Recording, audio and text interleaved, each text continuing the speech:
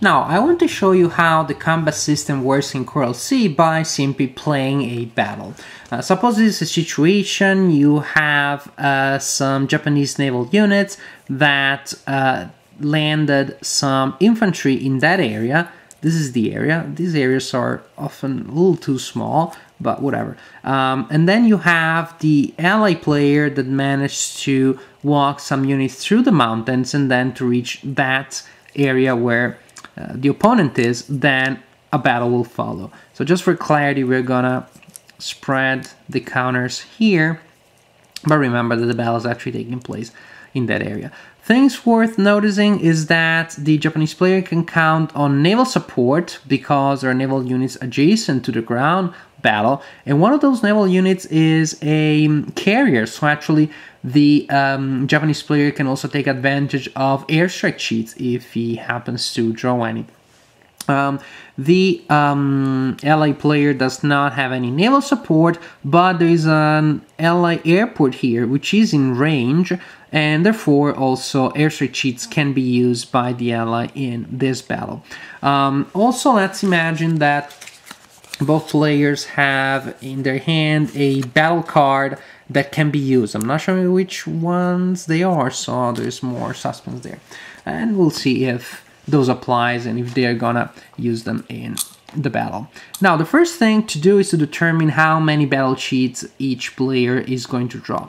The highest statistical value for the Japanese player is 3, so he will draw 3 battle cheats from the mug. Oh, one of those is really not good. And the ally player has the highest statistical value of 2. So we draw 2 cheats. And again, wow, one is not very good for him either.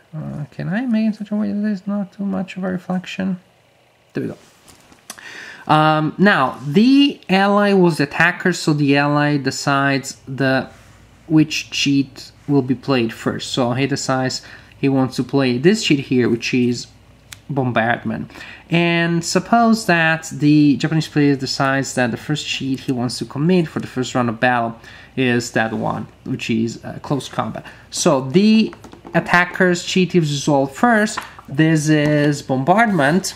You can look at the player's aid that tells you what the effects are. Bombardment will force the Japanese player to have a cohesion check on 1 unit with a malus of +2, and the result, if failed, will be a depletion. DG means disorganization.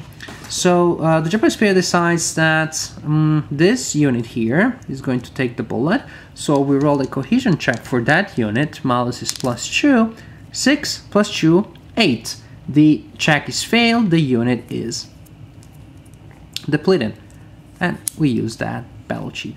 Now it is time for the Japanese close combat, and the effect of the close combat is as follows for the Japanese.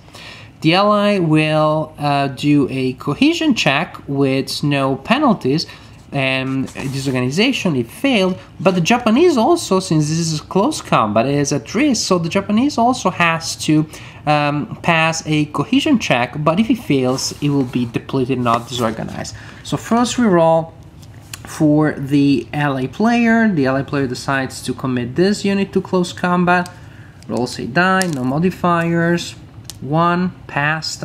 The Japanese player decides to commit this unit here to close combat. Rolls a die. 7. Unfortunate, very unlucky Japanese player. So it doesn't pass and he is depleted. At this point, Japanese player starts freaking out and decides to play his combat card, which is knee mortars. Played during a land battle, 1 enemy land unit is depleted immediately.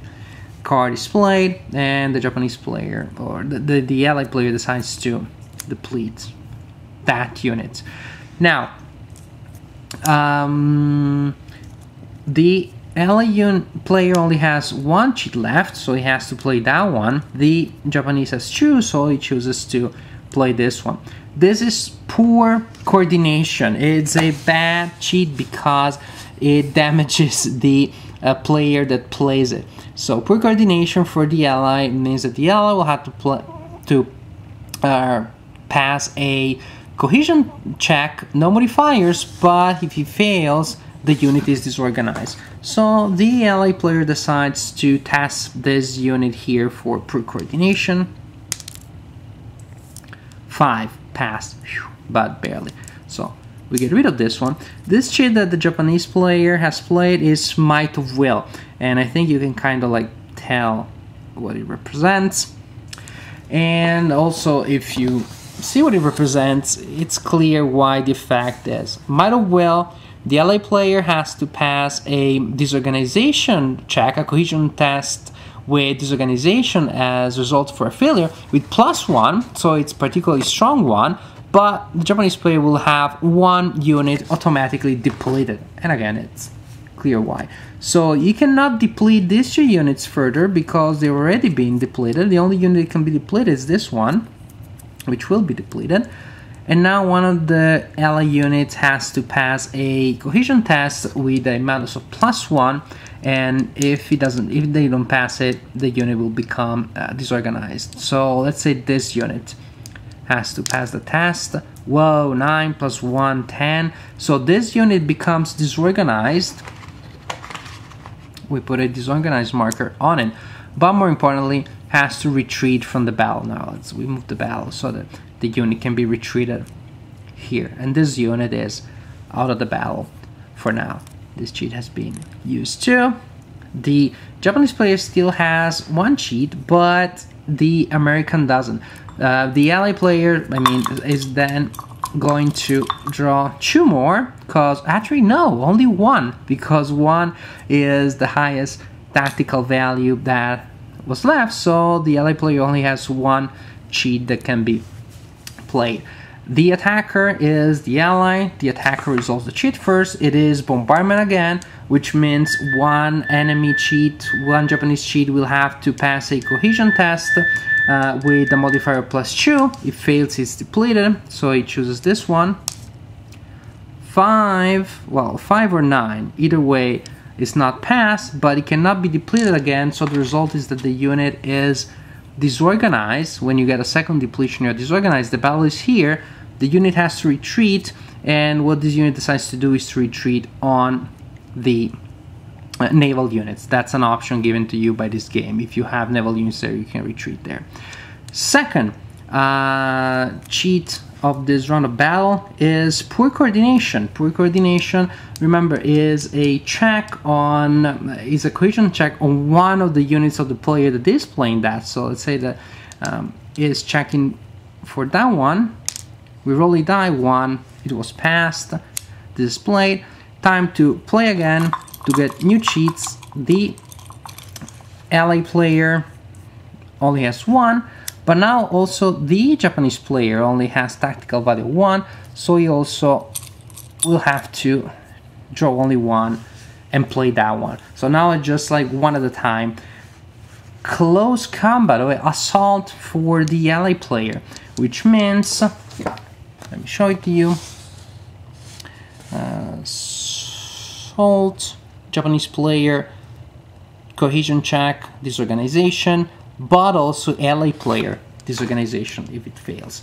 So this is a Japanese unit that checks for disorganization, passes.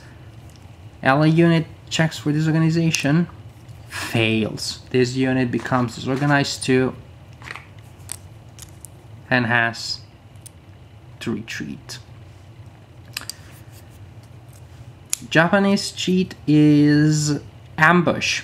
Ambush means that the ally has to pass a check for depletion, and the Japanese does not have to do any check. So this is the only unit left for the allies.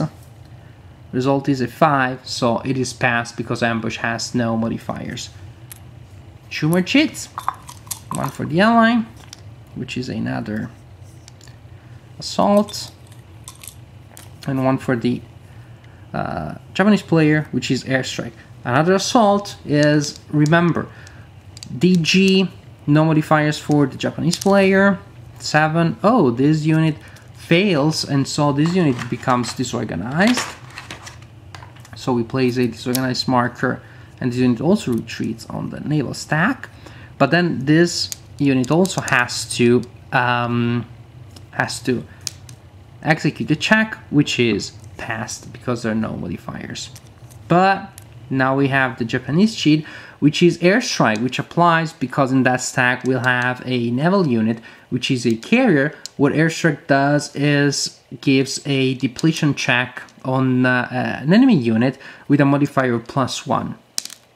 6 + 1, 7, we don't even need that.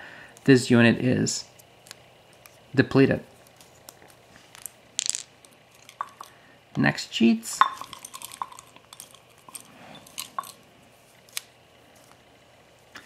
The ally resolves bombardment first, checks disorganization for depletion against this unit, but with +2. This is what the bombardment does. Whoa, 12. So this unit should be depleted, but it was already depleted once. A second depletion means disorganization. Disorganization means that the unit is forced to retreat. The unit decides to retreat in that naval area, and what happens here is that one depleted, very weak ally unit is the only one still standing in the area, and so the allies are the winners of the battle. And this is how it works, one cheat at a time, playing cards. The American actually, the ally didn't even play cards, so you draw cheats, you decide which ones you want, assuming that you're in a position to have enough that you can decide. Roll dice, there's strategies, there's luck, there are a lot of things happening, and I find it a very fun, very rewarding combat system.